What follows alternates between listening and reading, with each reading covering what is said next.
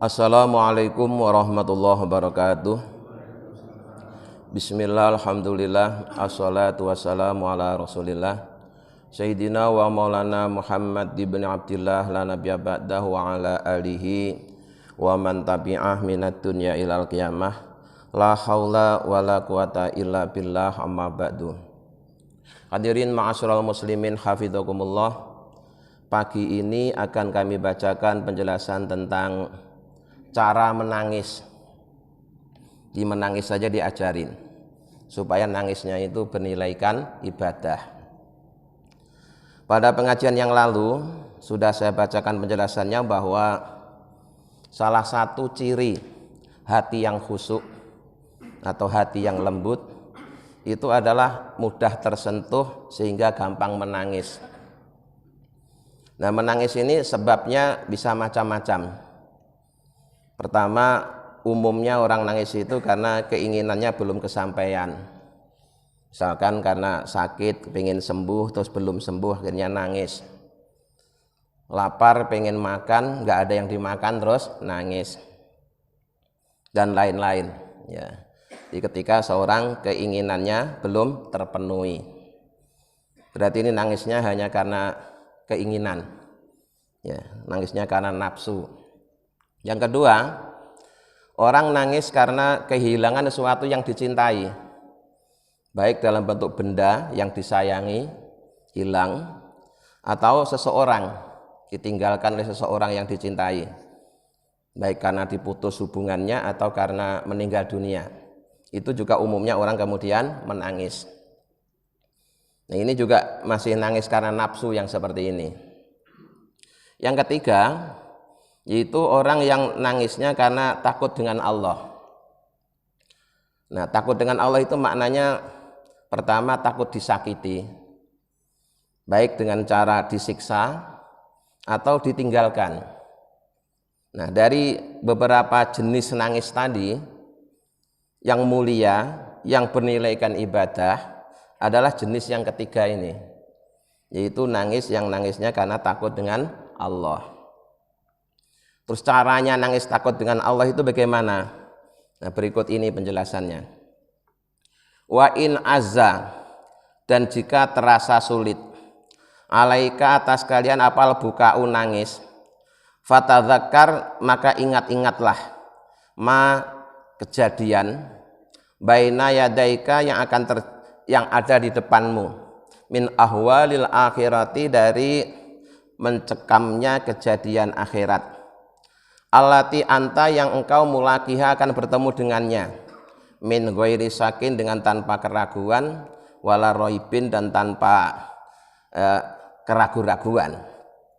Di salah satu cara agar hati kita bisa menangis karena takut dengan Allah, yaitu kita membayangkan peristiwa yang akan kita hadapi nanti saat kiamat itu telah datang. Dan setiap kita pasti akan menghadapinya dengan pasti, tanpa ada keraguan. Kalau ragu berarti imannya ya dipertanyakan, karena iman dengan adanya akhirat itu termasuk bagian dari rukun iman. Nah, jadi kita harus yakin betul bahwa nanti itu ada akhirat. Saat itu kita akan bertanggung jawab atas perbuatan kita di hadapan Allah sendiri-sendiri. Di samping kita harus mempertanggungjawabkan perbuatan kita sendiri, kita juga harus mempertanggungjawabkan orang-orang yang menjadi tanggung jawab kita. Kalau misalkan dia seorang suami, selain dimintai pertanggungjawaban atas perbuatan dia sendiri, juga ditanya tentang istrinya, tentang anak-anaknya gitu. Nanti kalau dia ketua RT juga ditanyakan tentang warganya, ketua RW juga begitu. Juga semakin tinggi jabatan seorang, nanti yang harus dipertanggungjawabkan juga semakin banyak. Nah, itu kalau kita bayangkan betapa ngeri. Akhirnya nanti bisa kita jadi nangis takut kena Allah. In kunta, yang demikian itu jika keberadaanmu qad amanta, sungguh telah beriman billahi kepada Allah, wa bima, dan dengan sesuatu jaa yang datang bi, dengan membawa sapa Muhammadun Rasulullah SAW, Nabi Muhammad Rasulnya Allah Subhanahu wa ta'ala. Jadi jika kalian ngaku iman kepada Allah, ngaku iman dengan ajaran yang dibawa oleh Rasulullah, yang salah satu isi ajarannya adalah kita harus yakin adanya akhirat. Kemudian di akhirat itu kita akan bertanggung jawab di hadapan Allah atas semua yang kita lakukan. Fasaufa tabki, niscaya engkau akan bisa menangis la mahalata dengan pasti. Jadi kalau kita benar-benar mau merenungkan kejadian nanti yang seperti itu, kita pasti akan menangis. Tapi ada kelanjutannya, in kana laka qalbun yafqahu.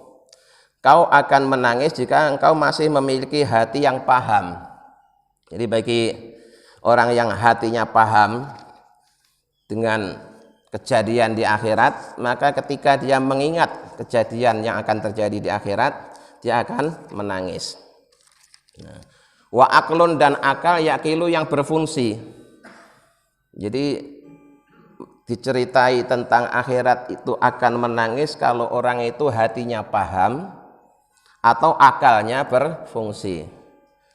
Artinya walaupun dia punya hati, tapi kalau tidak paham ya tenang-tenang saja. Ya. Atau punya akal tapi akalnya tidak berfungsi juga tenang-tenang saja. Nah, mengapa kok hati sampai tidak ada reaksi sama sekali ketika diceritain tentang akhirat? Itu salah satu sebabnya karena hati itu masih terbungkus oleh berbagai macam jenis kotoran. Ya, hatinya itu terlalu tebal, ketutup debu, sehingga daya sensornya lemah, sinyalnya mati. Maka jika menginginkan hati itu sensornya kuat atau sinyalnya kuat, kotoran-kotoran yang nempel di hati itu harus dibersihkan. Jadi kalau sudah dibersihkan nanti akan mudah tersentuh, gampang nyambung. Ya. Istilahnya dalam Al-Hikam itu bisa wusul, terhubung dengan Allah. Fa illam yakun laha syai'un, jika kalian tidak memiliki suatu min dzalika, dari hati yang faham atau akal yang berfungsi, ya fa'dud, maka hitunglah nafsaka dirimu fil an'ami, termasuk golongan binatang, ya, asa imati yang berada fil maroi, di tempat gembala, nah, di tempat penggembalaan. Ini kata Habib Abdullah Alwi Al-Haddad. Jika kalian mendengar cerita tentang akhirat kemudian tidak menangis, itu karena hatimu tidak paham atau akalmu tidak berfungsi. Nah, kalau hatimu tidak paham atau akalmu tidak berfungsi, berarti kamu sama dengan binatang yang ada di tempat lapangan, yang digembalakan oleh seorang penggembala. Atau kalau tidak seperti itu, wal bahaimi, seperti binatang ternak yang dipelihara, arrotiati, yang bertempat fil kalai, di tempat yang banyak rumputnya. Jadi walaupun bentuknya kita ini manusia, tapi ternyata masih seperti bahaim, seperti binatang. Nah, hadirin yang kami muliakan, kitab yang kita baca ini kitab yang ditulis oleh seorang Habib Abdullah Alwi Al-Haddad. Beliau ini memang salah seorang tokoh sufi yang lebih menekankan pada bab khauf.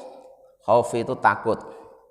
Ya, sehingga dalam kitabnya ini masalah menangis saja dibahas secara panjang lebar. Karena memang beliau dalam setiap keterangannya selalu lebih menekankan pada rasa khauf. Bahkan dalam salah satu fatwanya, kalau kalian ngaji sama seseorang, kemudian orang itu tidak pernah nangis, maka berhentilah ngaji pada orang tersebut. Kenapa? Berarti orang atau gurumu itu orang yang hatinya keras, terbukti tidak pernah menangis. Itu kata Syekh ini Habib Abdullah Alwi Al-Haddad. Berbeda sekali dengan kitab yang kita kaji pada malam Selasa itu kitab Al-Hikam. Itu madhabnya ikut madhab Syekh Abdul Hasan Asadili, yang dalam kajian ilmu tasawuf lebih menekankan pada roja. Roja itu harapan, sehingga suasananya serba senang, serba gembira. Maka fatwanya pun juga beda dengan yang di kitab ini. Beliau fatwanya begini, kamu pernah ngaji seseorang, kalau gurumu itu nggak pernah ketawa, hentikanlah ngajimu.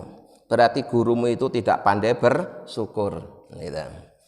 Jadi kalau nggak pernah nangis berarti hatinya keras membatu. Kalau nggak pernah ketawa berarti orang itu nggak pernah bersyukur. Nah, terus cara prakteknya gimana? Cara prakteknya begini. Ya. Kemarin kan kita bacakan penjelasan bahwa nangis itu tempat yang utama adalah saat kita sendirian, bukan nangis di depan jamaah. Karena kalau nangis di depan jamaah itu ada potensi kemasukan riya. Nah, jadi kalau mau nangis, nangislah pada saat kau sendirian bersama Allah. Jangan nangis di depan orang banyak. Sementara ketika kalian di depan orang banyak, kalian harus menampakkan kegembiraan, ceria, senang. Ya.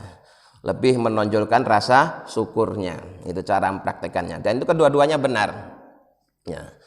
Sehingga jika kita bisa mengamalkan keduanya, khauf dan roja, maka kita menjadi orang yang seimbang, ya, seimbang. Tapi ada saatnya orang-orang itu harus lebih menonjolkan khaufnya, terutama ketika masih muda. Itu harusnya yang lebih diperbanyak adalah khauf. Karena kalau muda, badannya masih kuat, kok banyak rojaknya, nanti terus jadi sembrono. Ya, jadi sembrono. Tapi sebaliknya ketika orang itu sudah sepuh, sudah tua, fisiknya sudah mulai lemah, sakit-sakitan, itu yang perlu diperbanyak adalah rojak, ya, tentang sifat jamalnya Allah, istilah dalam Al-Hikam itu, tentang maha pengampunnya Allah, maha penyayangnya Allah, maha pengasihnya Allah, maha baiknya Allah. Itu aja yang banyak diingat, ya. Karena jika tidak, nanti orang itu akan menjadi putus asa dari rahmat Allah, ya.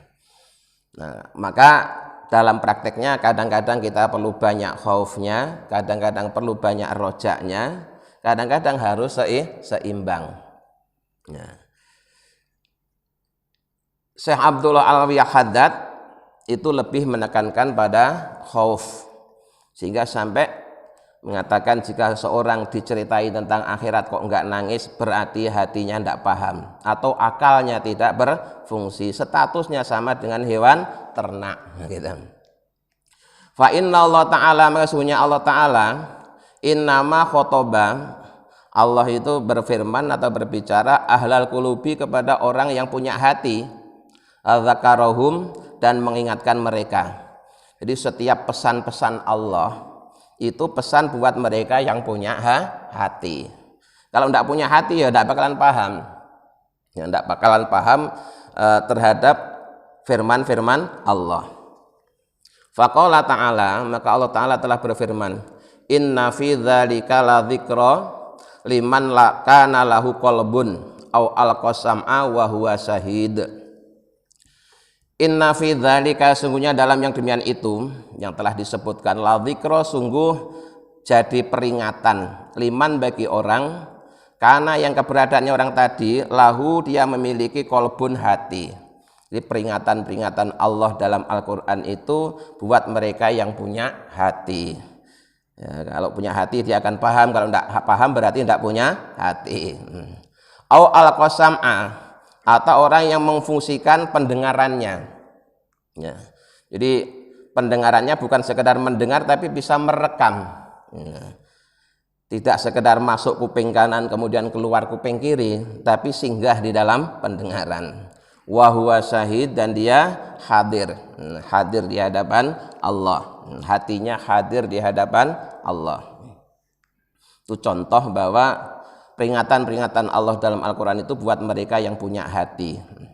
Wa qala ta'ala, dan Allah Ta'ala juga berfirman di ayat yang lain, kitabun anzalnahu ilaika, kitab yang telah diturunkan ilaika kepada kalian, maksudnya kalian Muhammad, mubarakun, yang diberkahi.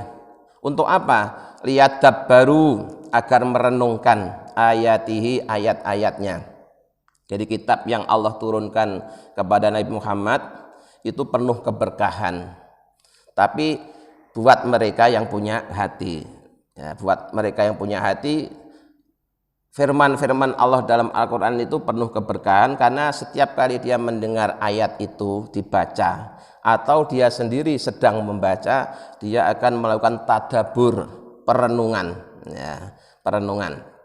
Dan setiap kali merenung selalu mendapatkan pelajaran yang baru. Ya, di kehebatan Al-Quran itu, karena dia firman Allah, Pak, itu tidak pernah habis ilmunya itu.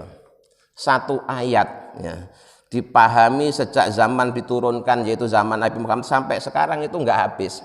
Selalu, Kak, setiap orang itu merenungkan satu ayat mendapatkan ilmu baru, selalu begitu. Maka kitab tafsir itu selalu berkembang. Ya, padahal yang ditafsirkan ayatnya sama, Qur'annya sama, tapi tafsirnya bisa terus berkembang karena memang itu sumber ilmu pengetahuan, karena memang itu firman Allah. Waliyatadzakaro, dan agar mengambil pelajaran sapa ulul albab, orang-orang yang punya hati, punya akal. Kalau tidak punya akal ya tidak bisa ngambil pelajaran. Jadi yang jadi masalah itu ternyata bukan Al-Qur'annya, bukan hadisnya, tapi hati kita. Maka nanti di bab berikutnya itu diajari bagaimana cara membersihkan hati itu. Wa fi ghairi maudhi'in, dan dalam tempat yang lain minal kitab, dari kitab Al-Qur'an Al-Aziz yang mulia, Allah juga berfirman, wa ma yadzakaru illa ulul albab. Wa ma yadzakaru, dan tidaklah ingat, illa ulul albab, kecuali orang-orang yang memiliki akal. Jadi walaupun fattaqun nar, fattaqullah berulang-ulang dibaca, tapi kalau dia nggak punya hati, ya tenang-tenang saja, ya tenang-tenang saja, karena memang tidak paham. Maka kewajiban kita terhadap kitab suci itu setelah beriman adalah mempelajarinya. Ya. Nah, belajar itu tahapannya mulai dari belajar membaca. Kita belajar membaca, terus belajar cara memahaminya. Nah, untuk memahami Al-Quran itu perlu seperangkat ilmu, ya. Ada ilmu sorof, ilmu nahwu, ilmu mantek, ilmu balaghah, nah, kemudian nanti kaidah, ilmu tafsir dan lain sebagainya. Maka seorang tidak bisa belajar sendiri, harus di bawah bimbingan orang yang ahli, dan itulah para ulama. Karena untuk memahami satu ayat itu tidak bisa berdiri sendiri, pasti melibatkan ayat yang lain. Sehingga kalau seorang tanpa guru menjadi sering salah paham. Yang dimaksud ulul albab itu siapa? Wahum ulul uqul, yaitu mereka yang memiliki akal rohani. Fangdur, maka perhatikanlah kaifa, bagaimana nafa Allah menafikan atadzakura, adanya menerima peringatan min ghairihim, dari selain ulul albab. Ya. Jadi bagi selain ulul albab, ya dia tidak mendapatkan peringatan apa-apa ketika dibacakan Al-Quran atau ketika dia membaca Al-Quran. Tapi ya tetap dapat pahala membaca, bukan pahala memahami. Kama khosso, sebagaimana yang telah menetap menghususkan sapa Allah Ta'ala bitadzakuri, dengan mendapatkan pelajaran ahlal inabati, pada ahli inabah, orang-orang yang kembali ke Allah. Terlebih kata Allah, orang-orang yang bertobat, orang-orang yang kembali kepada Allah itu sangat pandai dalam mengambil pelajaran dari kitab sucinya. Wahum ar-raji'una, mereka adalah orang yang kembali ilahi, kepada Allah. Wa ahlal khosyati, dan orang yang ahli khosyah, ahli takut tadi, takut kepada Allah, takut disakiti baik dengan cara disiksa maupun ditinggalkan. Kalau di kalangan ulama-ulama sufi, yang paling ditakuti itu bukan disiksanya, tapi ditinggalkan. Walaupun disiksa, tapi kalau ditemani ya tenang-tenang saja. Ya. Makanya kalau makom mahabbah, makomnya Rabi'ah al-Adawiyah, ya, itu dia tidak takut masuk neraka asalkan bersama Allah. Daripada di surga tapi ditinggalkan sama Allah. Beda, kelasnya beda. Wahumul khaifuna, mereka itu adalah orang yang takut minhu, dari Allah. Wa ahlal imani, dan ahli iman. Yang dimaksud ahli iman itu siapa? Wahumul musaddiquna bihi, itu orang-orang yang membenarkan Allah, wa bi rasulihi dan membenarkan utusannya Allah, wa bi wa'dihi membenarkan janjinya Allah, wa wa'idihi dan membenarkan ancamannya Allah. Faqala ta'ala, maka Allah berfirman di ayat yang lain lagi terkhusus buat ahlul inabah, ahlul khosyah dan ahlul iman. Orang yang kembali ke Allah, orang yang takut pada Allah, dan orang yang membenarkan Allah dan Rasulnya beserta janji dan ancamannya. Huwallazi yurikum, dia Allah, alladzi dzat yurikum, yang telah memberitahukan kepada kalian ayatihi, ayat-ayatnya. Wa yunazzilu, dan Allah telah menurunkan lakum pada kalian minas sama'i, dari langit, rizqon, berupa rizki. Ya. Selain Allah menjelaskan ayat-ayatnya, Allah juga telah menurunkan kepada kalian rizki dari langit. Nah, rizki dari langit itu bentuknya air hujan. Ya. Dengan turunnya air hujan, maka kemudian tumbuhlah aneka macam tanaman. Yang di situ ada yang bisa dimakan daunnya, dimakan buahnya, dinikmati keindahan bunganya dan lain sebagainya. Yang kemudian itu semuanya adalah merupakan rizki dari Allah. Jadi kalau Allah ingin menutup rizkinya hamba itu gampang, cukup dengan tidak menurunkan hujan itu semuanya sudah habis rizkinya itu. Ya. Jadi air hujan itu air yang penuh barokah, karena itu menjadi sarana Allah menurunkan rizkinya. Bahkan air itu sendiri juga sudah merupakan rizki. Nah, walaupun demikian, wa ma yatadzakaru, dan tidak mendapatkan peringatan illa mayyunib, kecuali orang-orang yang kembali ke Allah. Walaupun tiap hari sudah menyaksikan turunnya hujan, ya, tetap aja dia yang anggapnya peristiwa biasa. Bahkan kadang-kadang ketika turun hujan dia malah ngomel-ngomel, ya. Wah, mau ke kantor kok hujan, mau kerja hujan, malah ngomel-ngomel. Nah, padahal itu adalah rizki dari Allah, dikasih rizki kok malah ngomel. Terus nanti malah, wah ini jangan-jangan terus banjir. Padahal banjir atau tidak banjir itu sebenarnya kan kesalahan manusia itu sendiri, karena tidak menjaga lingkungan hidup, tidak menjaga ekosistem, akhirnya hujan ya jadi banjir. Tapi yang disalahkan hujannya. Nah, itu akibat dari hati yang tidak paham. Jadi hati yang tidak paham itu bermasalah. Karena tadi itu kata Syekh Abdullah, ya, Al-Haddad digambarkan seperti hewan ternak. Dikasih makan ya embek, ya, tidak dikasih makan juga embek, ya, karena bisanya cuma mengembek. Wa qala ta'ala, dan Allah Ta'ala juga berfirman, fadzakir in nafa'atiz dzikra, fadzakir, maka berilah peringatan, in nafa'at, sesungguhnya jika memberi manfaat apa, dzikra, peringatan. Manusia itu salah satu sifatnya adalah lupa. Nah, orang lupa itu harus diingatkan. Ya. Yang tidak pernah lupa itu nabi, rasul, malaikat, itu tidak pernah lupa. Kalau manusia lupa itu wajar, Pak. Ya, lupa itu hal yang wajar. Cuma kadang-kadang manusia itu suka berlebihan menuntut orang lain untuk tidak boleh lupa.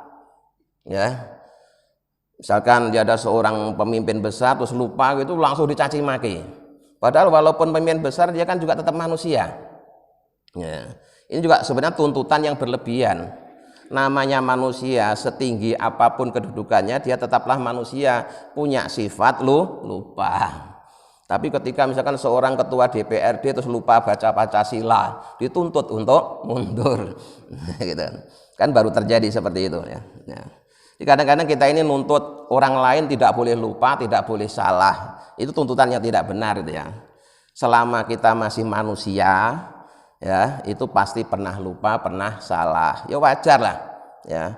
Karena yang tidak pernah lupa, tidak pernah salah itu Allah, malaikat, sama Rasul. Itu baru tidak pernah lupa, tidak pernah salah. Namanya manusia, walaupun presiden, walaupun menteri, ya mungkin saja dia lupa. Nah, orang lupa itu supaya kembali ingat, ya diingatkan. Maka di kita ini banyak sekali peringatan-peringatan supaya orang itu kembali ingat, karena memang sifat aslinya suka lupa. Saya zakaru, bakal akan ingat, Nah, man orang yakhsha yang takut kepada Allah, ketika diberi peringatan dia akan kembali ingat. Maka peringatan itu diulang-ulang, karena ya lupanya berulang-ulang. Apalagi kalau usia sudah mulai di atas 60 itu memang memorinya sudah mulai melemah. Ya. Kadang ngomongnya suka diulang-ulang. Ya, kemarin ngomong begitu, besok ngomong begitu lagi. Gitu. Wah, kadang dalam satu majelis saja ngomongnya berulang-ulang. Itu ya hal yang wajar. Mungkin kita pun nanti kalau usianya sampai di atas 80, 90 juga seperti itu. Nah, jadi itulah perubahan yang terjadi dalam diri manusia. Satu-satunya tidak berubah itu siapa? Allah Subhanahu wa ta'ala. Maka kita ini harus banyak berzikir, ya. Banyak berzikir kepada Allah supaya nanti kita tidak jadi orang pikun. Nah, orang pikun itu salah satu penyebabnya karena waktu mudanya kurang zikirnya. Ya, karena kurang zikirnya akhirnya jadi pikun. Tapi kalau kita dari muda sudah istiqomah zikir, itu insya Allah sampai lanjut usia pun tidak akan pikun. Ya, tidak akan pikun. Karena sudah terlatih selalu mengingat Allah. Dan berulang-ulang kami sampaikan, ibadah yang bisa dilakukan di mana saja, kapan saja, sambil apa saja, itu adalah ibadah mengingat Allah. Sekali lagi, supaya kita selalu ingat Allah harus selalu latihan. Kita bisa karena terbiasa, jadi harus dipaksa. Ya, pada mulanya harus dipaksa, menyisihkan waktu untuk zikir. Nanti lama-lama semua waktu kita itu bisa dipakai untuk zikir. Wa qala ta'ala, dan Allah Ta'ala juga berfirman, wa dzakir fa inna dzikra tanfa'ul mu'minin. Wa dzakir, dan ingatkanlah, berilah peringatan. Ya, fa inna dzikra, maka sesungguhnya peringatan itu tanfa'u, memberi manfaat al mu'minin, kepada orang-orang yang beriman, baik yang masih hidup maupun yang sudah mati. Ya, karena ayat ini pula yang dijadikan dalilnya ini talqin. Orang sudah mati kok dibacakan talqin, apa ya, bermanfaat. Nah, talqin itu kan maknanya mengajari, mengingatkan kepada seorang untuk bertuhankan Allah, ya, berkitab suci Al-Quran, beragama Islam, bernabi Muhammad. Nah, itu bisa dilaksanakan ketika orang itu masih hidup, ya. Bisa juga dilakukan ketika orang itu baru dikuburkan. Dalilnya ini, wa dzakir fa inna dzikra tanfa'ul mu'minin. Berilah peringatan, karena sungguhnya peringatan itu memberi manfaat buat orang-orang yang beriman, baik yang masih hidup maupun yang sudah mati. Nah, fasaro'a, maka Allah menjadikan syariat tadzakur, yaitu mengambil pelajaran. Wa amaro, dan Allah merintah bihi, dengan tadzakur, rasulahu, kepada rasulnya. Jadi tadzakur itu mengambil pelajaran dari firman Allah. Maka yang demikian ini oleh Allah dijadikan syariat dan diperintahkan Allah kepada rasulnya, umuman, secara umum. Nah, wa khassa, dan lebih khusus lagi, binaf'ihi, dengan manfaatnya tadzakur atau memberi peringatan, al mu'minina, kepada orang-orang yang beriman, min ibadi, dari hambanya Allah. Jadi Rasulullah aja juga masih diperintahkan oleh Allah untuk selalu mengambil pelajaran. Terlebih kita sebagai hambanya, sebagai orang-orang yang beriman, itu juga bisa mengambil pelajaran, mengambil manfaat, ya, mengambil manfaat dari peringatan. Wa kana dzalika, dan demikian itu, lahum, bagi mereka, hujatan, akan jadi hujah, argumen, indahu, di sisi Allah. Wa mahajatan, dan menjadi jalan ilahi, menuju Allah. Jadi pelajaran yang didapatkan melalui firman Allah itu akan menjadi argumen, menjadi hujah nanti saat kita diadili di hadapan Allah. Jadi kita bisa menjawab, atau kita bisa mempertahankan alasan kita itu kalau kita punya hujah. Nggak hanya sekedar ikut-ikutan. Kamu iman sama Allah, iman. Kenapa? Ya, karena teman-teman pada iman, itu berarti tidak punya hujah itu, hanya sekedar ikut-ikutan. Ya. Maka salah satu ilmu yang harus terus dipelajari itu ilmu tentang iman. Habis ngaji imannya harus meningkat. Ya. Alal akhirina pada orang-orang yang mukmin yang belakangan, hujatan sebagai hujah, qaimatan yang tegak, mudhisdotan yang mengalahkan li hujatihim pada hujah mereka al-batilati yang batal. Jadi kalau kita punya ilmu, ya, ibadah itu menjadi mantap, tidak gampang goyah. Ya, maka idealnya setiap ibadah yang kita lakukan itu kita punya ilmunya, dipelajari dulu dalilnya, hujahnya, supaya nanti kalau ada orang ngomong macam-macam itu tidak gampang berubah, tidak gampang goyah, gitu ya.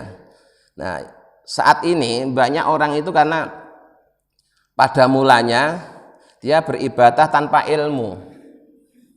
Ya, walaupun sebenarnya ibadahnya udah benar tapi tanpa ilmu. Sehingga ketika ada orang yang ngomong beda, dia langsung bingung, langsung berubah keyakinan. Ya, kemarin begini, sekarang begini, besok begitu, ya, berubah-ubah. Itu akibat dari karena ketika pertama kali dia mau mengamalkan satu jenis amalan, dia tidak punya hujahnya. Maka kita terus ngaji itu supaya tahu hujahnya. Ya. Kalau sudah tahu hujahnya, orang mau ngomong apapun dia tidak bakalan goyah. Ya, karena sudah punya keyakinan. Ya. Bahkan bisa mengalahkan hujahnya orang-orang yang batil, yang nggak benar. Gitu. Nah. Jadi perlunya kita terus ngaji supaya seluruh amal ibadah kita itu berdasarkan ilmu. Fakullu man bi ghairi ilmin ya'malu a'maluhu mardudatun la tuqbalu. Dalam nadhab kitab Zubat itu dikatakan begitu. Setiap orang yang beramal tanpa ilmu dia akan ditolak dan tidak diterima. Supaya bisa diterima harus berdasarkan ilmu. Pertama, menjadikan diterima. Yang kedua, ketika nanti ada orang yang membantah, dia bisa menjawab, bisa mempertahankan argumennya karena punya ilmunya. Supaya punya ilmu ya harus nyari ilmu. Kalau nggak nyari ilmu nggak bakalan dapat ilmu. Oh, nyari aja enggak. Ilmu itu dicari, bukan datang sendiri. Fa innahu, maka sungguhnya akhirin itu a'radu, berpaling ba'dal ilmi, setelah tahu. Jadi berdasarkan ya prediksi dari Habib Abdullah Alwi Al-Haddad, salah satu karakter manusia di akhir zaman itu banyak yang mereka berpaling setelah dapat ilmu, padahal dia dulu sudah dapat pelajaran yang benar, tapi gara-gara omongan orang dia jadi berpaling, malah ditinggalkan ilmu yang benar itu, ganti ke ilmu yang didapat dari temannya. Wa ankaru, dan dia mengingkari ba'dal ma'rifati, setelah ma'rifat, padahal dia dulu sudah kenal, ya, sudah mantap dengan amalan seperti itu, tapi gara-gara ada orang ngomong ya, lewat radio atau lewat siapa gitu, terus malah ragu, akhirnya amalannya ditinggalkan. Itu sungguh aneh itu, ya, sungguh aneh. Wong tadinya udah rajin dzikir, udah rajin sholat sunnah, gara-gara ada orang ngomong bid'ah langsung ditinggalkan semua. Itu akibat karena memang dulu tidak punya argumen, tidak punya hujah. Maka harus punya hujah. Kalau nggak tahu itu ya tanya itu kepada yang tahu. Walam yastajibu, dan mereka tidak mengijabah, mereka orang-orang akhir, lillahi, pada Allah, wa rasulihi, dan utusannya Allah. Ya. Wa qalu, dan mereka bahkan mengatakan qulubuna fi akinatim mimma tad'una ilaihi. Nah, hati-hati kami, ya, hati kami telah tertutup dari apa yang kalian mengajaknya. Wa fi adzadina waqrun, dan dalam telinga kami juga tertutup. Mim bainina wa bainika hijabun, antara kami dan kalian terdapat dinding. Ini jawaban orang-orang yang berpaling dari peringatan Allah. Jadi dia mengatakan hati kami telah tertutup, telinga kami telah tertutup, terus di antara kita telah terjadi penghalang, hijab. Fa'mal inana amilun, maka berbuatlah sesuai dengan keyakinanmu, kami pun juga akan berbuat sesuai dengan keyakinan kami. Wa aqsamu, dan mereka bersumpah billahi, pada Allah, jahda aimanihim, dengan sebenar-benarnya sumpah, la in ja'ahum, seandainya datang kepada mereka nadhirun peringatan, layakunanna niscaya jadinya nadhir tadi ahda, lebih menunjukkan min ihdal umam, dari salah satu beberapa umat. Mereka berjanji nanti kalau datang seorang yang Allah utus untuk memberikan peringatan, kami akan mengikutinya. Tetapi apa yang terjadi? Falamma ja'ahum nadhirum, tatkala datang kepada mereka seorang pemberi peringatan, mazadahum, tidaklah peringatannya itu menjadikan mereka illa nufuron, kecuali justru malah tambah lari. Ini orang-orang di akhir zaman salah satu karakternya begitu. Minta dalil, setelah dikasih dalil dia tetap tidak percaya dengan dalil itu. Bahkan nanya, sahih enggak? Padahal ketika dijelaskan kriteria hadis sahih itu seperti apa, dia juga nggak ngerti. Ya. Jadi, tapi pertanyaannya itu begitu, mana dalilnya? Setelah dikasih dalil terus nanya lagi, sahih enggak? Padahal dia ditanya sebenarnya hadis sahih itu seperti apa? Dia juga nggak tahu. Nggak tahu, tapi terlalu nanya yang sahih itu. Itu aneh itu. Itu memang karakter orang di akhir zaman. Fahadha wasfu man da'ahu rabbu ila tauhidihi wa ta'atihi ala lisani rasulihi fa'abah. Yang demikian ini adalah merupakan karakter orang yang diajak oleh Allah untuk mentauhidkan dan untuk taat kepadanya melalui lisan rasulnya, tapi kemudian dia menolak dan membangkangnya. Na'udzubillah min dzalik. Jadi sekali lagi ada sekalian, mari kita bersama-sama mengoreksi hati kita masing-masing. Nah, apakah hati kita ini telah mantap berkeyakinan kepada Allah, atau kadang-kadang masih muncul keraguan-raguan? Kalau memang masih ada keraguan-raguan, maka keraguan itu harus dihilangkan. Nah, caranya gimana ya? Cari orang yang tahu caranya menghilangkan keraguan-raguan. Salah satunya melalui ilmu. Jadi iman itu akan semakin kuat jika iman itu didukung oleh ilmu. Iman yang tanpa ilmu itu gampang goyah. Ya, mudah-mudahan dengan Allah kita bisa mengamalkannya. Amin ya rabbal alamin. Allahumma sholli ala sayyidina Muhammad wa sallam Muhammad alhamdulillahi rabbil alamin. Allahumma inna nas'aluka imanan da'ima yaqinan shadiqa wa qalban khashi'an lisanan dzakira wa rizqan halalan wa ilman nafi'an sholiha. Rabbana atina fid dunya hasanah wa fil akhirati hasanah wa qina adzabannar. Subhana rabbika rabbil izzati amma yasifun wa salamun alal mursalin walhamdulillahi rabbil alamin. Assalamualaikum warahmatullahi wabarakatuh.